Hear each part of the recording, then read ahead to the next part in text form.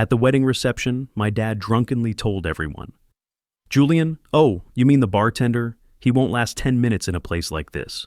I calmly walked to the bar and told the bartender something that made my dad's face go white. See, what my family never bothered to ask was what kind of bartender I actually was. They'd written me off 9 years ago when I dropped out of college at 22 to work behind a bar. To my dad, Robert, a corporate finance director who measured success by German sedans and quarterly bonuses, I was the family failure, the dropout, the disappointment who couldn't hack real responsibility. But here's what Robert didn't know as he stood there in his rented tux, slurring insults about his own son to strangers. I wasn't just any bartender. I was the co-founder and CEO of Calyx Spirits, a craft distillery that had grown from a small batch operation into a multi-million-dollar company with distribution deals across North America and Europe. My bartending job was running a business that employed over 60 people and generated 8 figures in annual revenue. The bartender behind the wedding bar that night was pouring my tequila, my signature Calix Blanco that retailed for $89 a bottle, the same tequila my father was drinking while he mocked me to anyone who'd listen.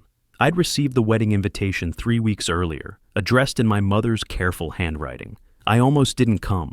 I hadn't spoken to my parents in over 2 years, not since the last family gathering, where Dad introduced me to his golf buddies as our other son, who's still figuring things out. I was 29 then, already pulling in a 7-figure salary. But to him, I'd always be the college dropout who embarrassed the family name. The only reason I showed up was Grandpa Harold. Dad's father had called me personally, something he rarely did, to tell me he wouldn't attend unless both his grandsons were treated equally. "Your sister deserves to have her whole family there," he'd said in that quiet way of his. "That includes you, Julian, whether your father likes it or not." So I came. I wore my best tailored suit, drove my Tesla Model S, and walked into that country club reception ready to stay on the sidelines and leave early. I figured I'd congratulate Tessa, shake hands with her new husband James, and disappear before the speeches started. But then I heard Dad's voice carrying across the cocktail area, already 3 drinks deep at 7 p.m., holding court with a group that included James's parents and several family friends I recognized from childhood barbecues. "Julian's probably mixing drinks at some dive bar downtown right now," he was saying, gesturing with his glass. "Never could stick with anything long enough to make it work. Hell, he won't last 10 minutes in a place like this." The group laughed politely, the kind of uncomfortable chuckles people make when someone's family drama becomes their entertainment. Mom was standing right there, nodding along with that tight smile that said she'd rather be anywhere else but wasn't going to contradict her husband. I felt that familiar knot in my stomach, the same one I'd carried through childhood whenever Dad decided to make me the punchline of his latest joke. But this time, instead of retreating or getting defensive, I felt something else entirely. Opportunity.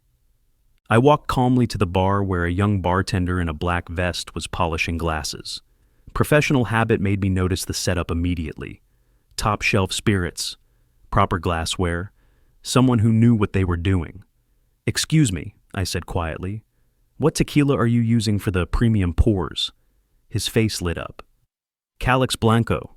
Beautiful stuff. Smooth finish, perfect for sipping neat or in a really good margarita. You know it." I smiled. "I should. I'm Julian Torres, the founder." His eyes went wide. He set down the glass he'd been polishing and extended his hand. "Holy shit. Sorry, excuse my language. You're actually Julian Torres from the Forbes article?" "That's me." "Dude, I read that piece about you 3 times. Going from bartender to building a spirits empire. That's the dream, man. Your añejo just won the International Spirits Challenge gold medal, right?" 2 weeks ago. We're launching it nationwide next month." The bartender, his name tag read Marcus, was practically vibrating with excitement. "This is incredible. Wait, are you here for the wedding? Are you family?" "Bride's brother." "No way. That's so cool that they got your spirits for the bar. Your family must be so proud." I glanced across the room, where Dad was still entertaining his audience with stories about my various failures and shortcomings. Something like that. That's when Dad appeared beside me, having apparently noticed I was talking to the bartender. His face was flushed from alcohol, and whatever combination of annoyance and curiosity had driven him to follow me. "Julian," he said, his tone trying for casual but landing on condescending. I didn't expect to see you here. You invited me. Right. He forced a chuckle and looked at Marcus. Hope my son isn't bothering you. He's got some experience behind bars, thinks he knows everything about the business. Marcus looked confused, glancing between us. Oh, you mean Mr. Torres? He's not bothering me at all. It's an honor to meet the founder of Calyx. Dad's smile faltered slightly. Founder of what? Calyx Spirits, Marcus said enthusiastically. The company that makes this tequila I'm pouring. Mr. Torres built it from scratch. There was this amazing article in Forbes about how he went from bartending to running a multi-million-dollar distillery. Your son's kind of a legend in the industry. The color drained from Dad's face. He looked at me, then at Marcus, then back at me like he was trying to solve a puzzle with missing pieces. That's not possible, he stammered. Julian works at a bar. He dropped out of college. Marcus pulled out his phone. Want me to show you the article? It's got pictures of his distillery operation and everything. Really incredible story. I watched Dad's worldview crumble in real time. His mouth opened and closed like he was trying to form words that wouldn't come. Behind him, I could see Mom approaching with that plastic smile she wore when she sensed drama brewing. Actually, I said to Marcus, keeping my voice conversational, would you mind showing him the Forbes 30 Under 30 list from 2 years ago? I think he'd find that interesting. Marcus eagerly pulled up the article on his phone. Here it is, From Bartender to Business Empire, how Julian Torres built a spirits company worth $50 million before his 30th birthday. Look, there's his picture and everything. Dad stared at the phone screen like it was written in a foreign language. Mom arrived just in time to peer over his shoulder, her carefully applied makeup doing nothing to hide the shock spreading across her face. Julian, she said quietly, is this real? Very real, Mom. Has been for about 5 years now. But you never told us, Dad said, his voice barely above a whisper. You never asked. Every time we talked, you either changed the subject when I mentioned work or made jokes about me slinging drinks for tips. I stopped trying to explain what I actually did. The implications were hitting him now. I could see it in his eyes. All those years of introducing me as the family disappointment. All those conversations where he'd dismissed my career. All those times he'd used my supposed failures to make himself look better by contrast. $50 million, Mom whispered. Company valuation, I confirmed. We're looking at expansion into Asian markets next year. Could double that. Dad sat heavily on the nearest bar stool. I don't understand. How is this possible? You dropped out of college. You were working at that little bar downtown. I was learning the business, Dad. Learning about spirits, about what customers wanted, about how the industry worked. Then my business partner and I started making small batches in his garage. We got picked up by a few local restaurants, then some boutique stores, then a distributor noticed us. Marcus was nodding along enthusiastically. The craft spirits boom was perfect timing. You guys caught that wave right as it was building. We worked 18-hour days for 3 years straight, I continued, looking directly at Dad. While you were telling people I was wasting my life, I was building something that turns out to be more successful than your entire finance career. That last part was harsh but accurate. Dad made good money as a corporate finance director, maybe $150,000 a year. My personal income last year was north of $2 million. Mom was still staring at Marcus's phone. The article says you employ 60 people. 63 as of last month. We're hiring more for the expansion. And you're launching internationally? We're already in 12 countries. The European market has been incredible. Dad finally found his voice again. Why didn't you tell us any of this? I looked at him for a long moment, weighing my response. Around us, the wedding reception continued. Guests mingling, laughter, clinking glasses filled with my premium tequila that was selling for more per bottle than Dad spent on dinner most nights. When would I have told you, Dad? During the family barbecue where you introduced me to your friends as the one who couldn't hack college? Or maybe at Christmas when you asked if I was still playing bartender? Or how about last year when you told Grandpa Harold I was finally starting to figure things out because I'd mentioned business was going well? His face was bright red now, not from alcohol but from shame.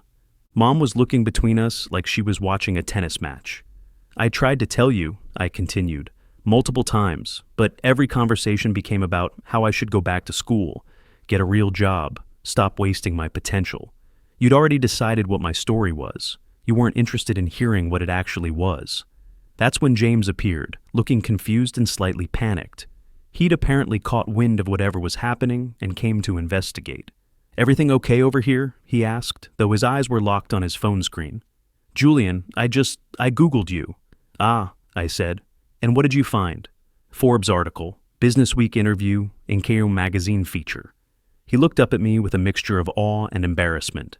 "You're the Julian Torres, the spirits guy." "Guilty." James turned to Dad and Mom. "Did you know about this?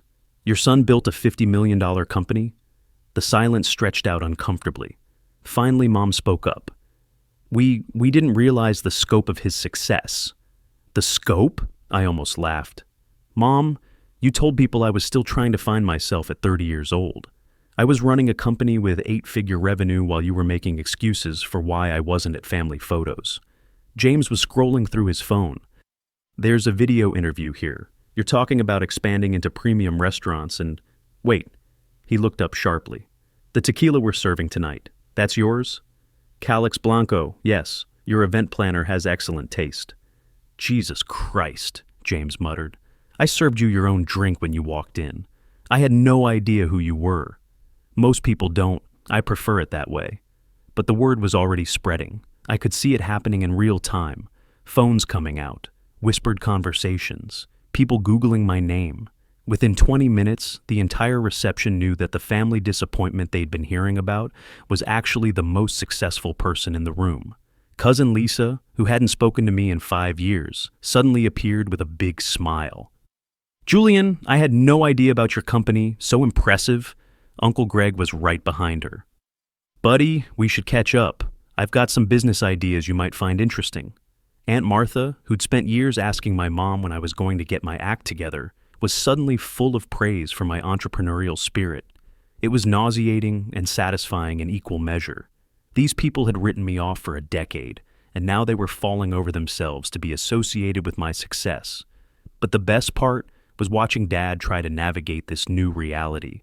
He'd built his entire identity around being the successful one, the responsible parent who'd raised one successful daughter and one disappointment. Now he had to recalibrate everything. I stayed for another hour, answering polite questions about the business, accepting congratulations I should have received years ago, watching my parents struggle to process that their black sheep was actually the golden goose they'd been ignoring. Then I quietly said goodbye to Tessa, who was still in shock but managed to whisper, "I'm proud of you," and slipped out before the speeches started. I was driving home when my phone started buzzing with notifications. Apparently, someone had posted about the revelation on social media. The comments were brutal for my parents and sympathetic toward me. Imagine being so blind to your own son's success was trending in our local area. The next morning, I woke up to 17 missed calls and 43 text messages. Most were from extended family members who'd suddenly remembered my existence. A few were from high school friends who'd seen the social media posts. But the most interesting was a voicemail from James. His voice was quiet, almost conspiratorial. "Julian, it's James. Listen, something happened after you left last night, and I think you deserve to know about it. Your dad, well, let's just say he didn't handle things well. Can you call me back? There's more to this story, and I think you need to hear it." I called him back that afternoon. What he told me changed everything I thought I knew about my family's treatment of me. "Your father tried to give a speech during the reception," James said, one of those rambling, drunken father of the bride things.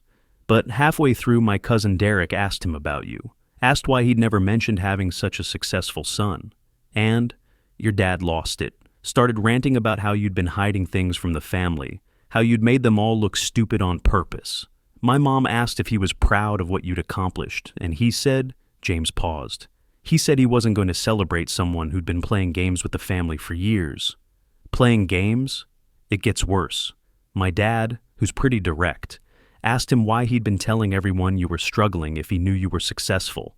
And your dad said, and I quote, "Sometimes you have to protect people from information they can't handle."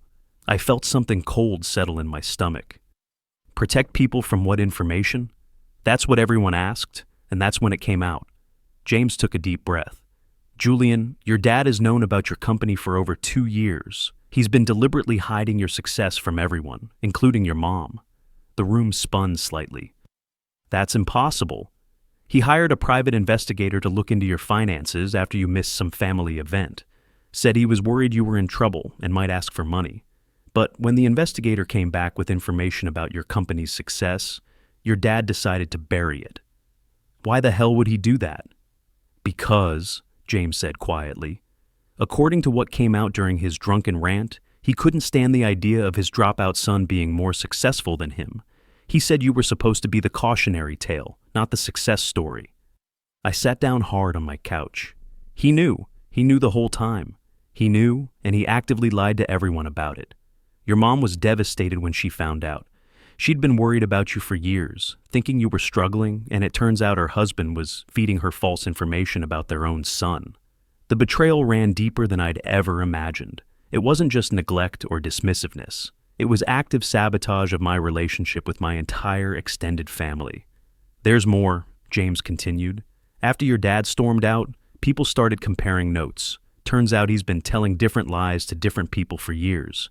He told my parents you were working dead-end jobs. He told your cousins you'd been in and out of rehab. He told your grandparents you were too ashamed of your failures to visit.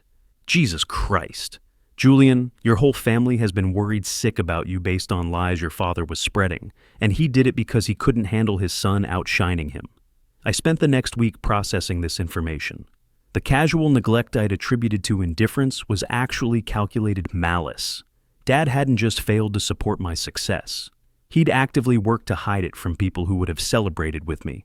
That's when I decided to pay him a visit.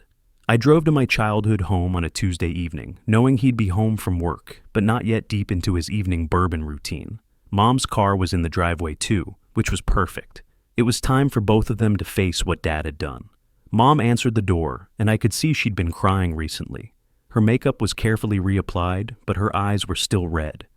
"Julian," she said softly, "I was hoping you'd come by." "Is he here?"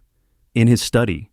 "Julian, before you talk to him, I want you to know that I had no idea about the lies, about your company, about any of it, if I'd known. I know, Mom. This isn't on you." She stepped aside to let me in. "He's been drinking since he got home. Fair warning." I found Dad exactly where I expected. Behind his desk, glass of bourbon in hand, staring at his computer screen like it held answers to problems he couldn't solve. "Hello, Robert." He looked up, and I was surprised by how much older he looked. The events of the weekend had aged him years in a matter of days. "Julian," he set down his glass, "I suppose you're here to gloat. I'm here to understand. James told me you've known about my success for 2 years. Care to explain why you've been lying to everyone about it?" His jaw tightened. "I don't owe you any explanations. You owe Mom an explanation. You owe Grandpa Harold an explanation. You owe every family member who's been worried about me an explanation. They weren't worried, they were judgmental. Everyone in this family loves to have someone to look down on, and you volunteered for the position when you dropped out of college." I sat down in the chair across from his desk. "So you decided to keep me there, even when I proved I didn't belong there? You didn't prove anything. You got lucky with some trendy alcohol company during a craft spirits boom. That's not the same as building a real career." "A real career? Dad, last year I made more money than you'll make in the next decade. I employ more people than most of the companies you've worked for. I've been featured in major business publications. What exactly about that isn't real?" He took a long drink of bourbon. "Success isn't just about money, Julian. You're right, it's also about integrity, about building something meaningful, about treating people with respect." I leaned forward. "Things you apparently know nothing about. Don't lecture me about integrity. I've worked every day for 30 years to provide for this family. And I've worked every day for 9 years to build something from nothing. The difference is, I didn't have to lie about other people's lives to make myself feel better about mine." He flinched at that. "Good. Here's what's going to happen," I continued. "You're going to call everyone you lied to, Grandpa Harold, the cousins, your golf buddies, James's parents, everyone, and you're going to tell them the truth. I'm not doing that. Yes, you are, because if you don't, I will. And my version of events will include the part about you hiring a private investigator to spy on your own son. then burying the results because they didn't fit the narrative you wanted. His face went pale. You can't prove that. Want to bet? I'm very good at gathering evidence when I need to. It's one of those business skills you develop when you build a real company. The study door opened and Mom appeared. She'd been listening, which was exactly what I'd hoped. "Robert," she said, her voice trembling with anger, "is it true? Did you hire someone to investigate Julian?" Dad's shoulders sagged.